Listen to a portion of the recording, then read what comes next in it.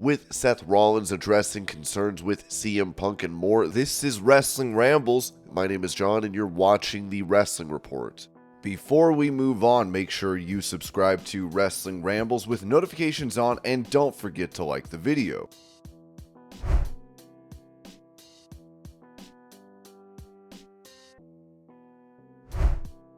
Revealing a milestone for Rhea Ripley, Wrestle Features wrote that Rhea Ripley has now hit 250 days as Women's World Champion in WWE. In those 250 days, Ripley has defended the title 32 times across TV, premium live events, and live events.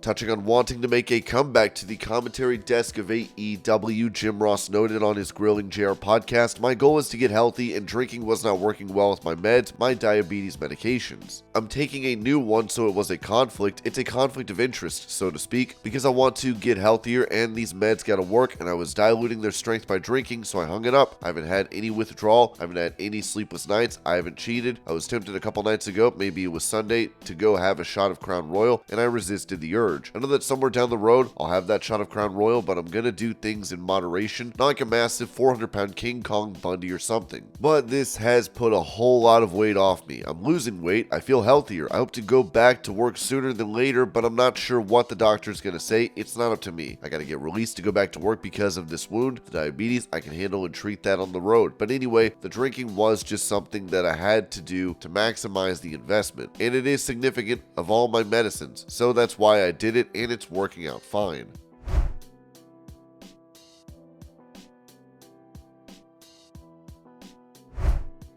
At a WWE live event, Cody Rhodes would end up breaking a table and then giving it away to a fan at ringside. Here's the clip.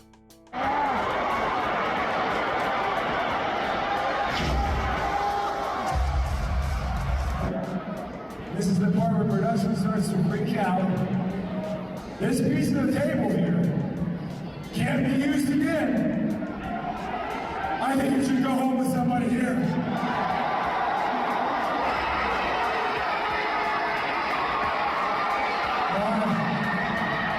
I think I found the person.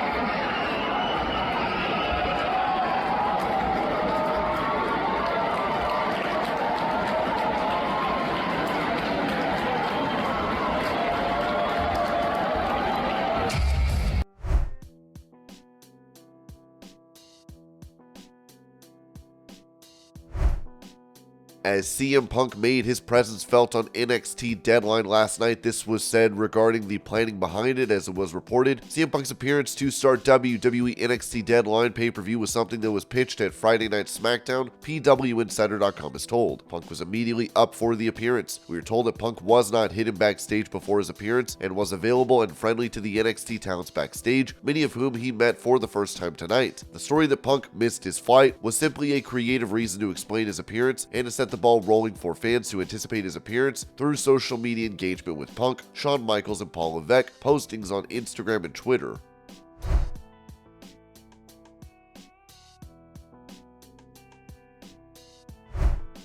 Staying on the topic of CM Punk, this was said regarding his departure from AEW, with Dave Meltzer of the Wrestling Observer stating he was not that upset when he was fired. I was told he was not looking to be fired, but he was not that upset about being fired.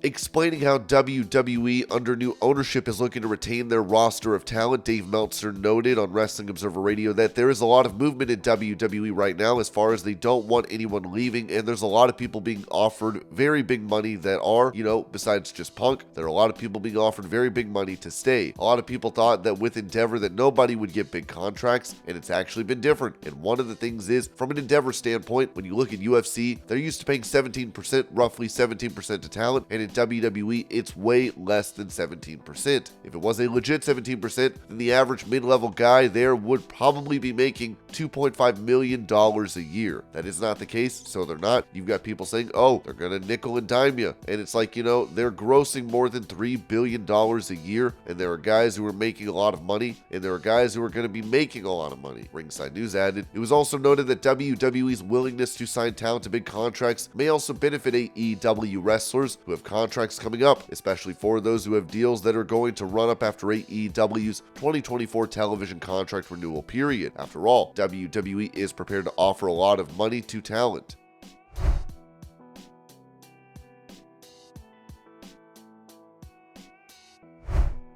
During a WWE live event, LA Knight had this to say about the likes of CM Punk and Randy Orton potentially challenging Roman Reigns. Let me talk to him. First and foremost, I come out here looking for the bloodline. I get blindsided, I get beaten up, and who comes out here but KO? I will say thank you. But you talk about common enemies, and all of a sudden, up shows up CM Punk.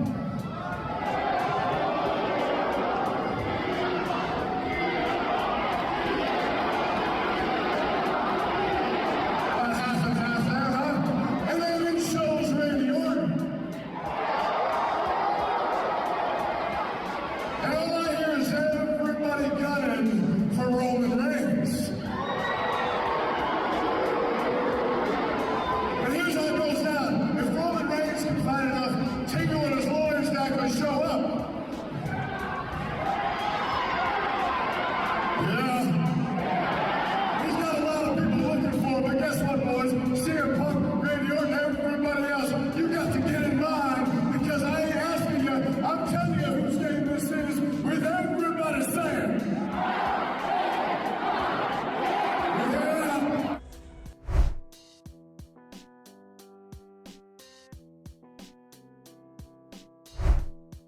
With him recently taking a trip to Disneyland with his wife Becky Lynch and their daughter, Seth Rollins said this to the SI Media podcast regarding fan encounters. It's funny, in a big place like that, we often get, people aren't expecting to see you, so they're not even really paying attention. You get a fair share of folks coming up asking for photos or just wanting to say hello, but I do find that because we're with our daughter, most people are super respectful about it. They'll come up and whisper, give you a little nudge. You get some people who just, don't know how to act in public, which, whatever, that's fine. I've been accustomed to dealing with them for long enough, but yeah, I would say most people, and this gives me faith in the human race, most people see us with our 3-year-old daughter, and they're pretty chill about it. We get a lot of pseudo collectors at the airports that are a little funky and a little aggressive sometimes. Again, because we have our daughter, people tend to stay away a little bit more, but yeah, they're a bit aggressive. Sometimes they'll use their kids, they'll send their kids up with a figure to sign it, and you'll be like, oh, what's your name? Let me sign it to you.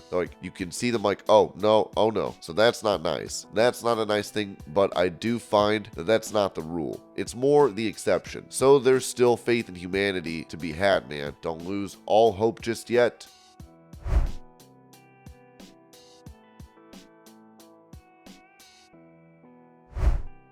Going over the possibility of things getting physical backstage with CM Punk like they did in AEW for Punk, Seth Rollins said during that same interview, it's never going to get to that point. If anything goes south the way it did anywhere else, it's not ever going to get to that point. This locker room is a bunch of professionals for the most part over here. We're a bunch of professionals. I don't want to go too far into anything else, but it's just not going to happen over here, and there will be a line drawn in the sand. Everything is going to be A-OK in WWE land. I'm feeling very good about that.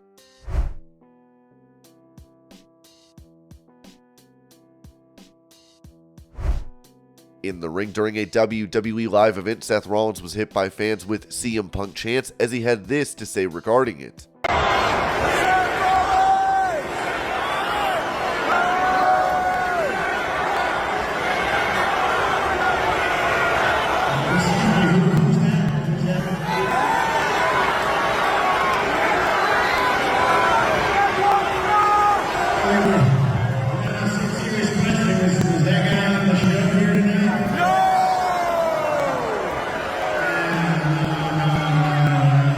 Hey,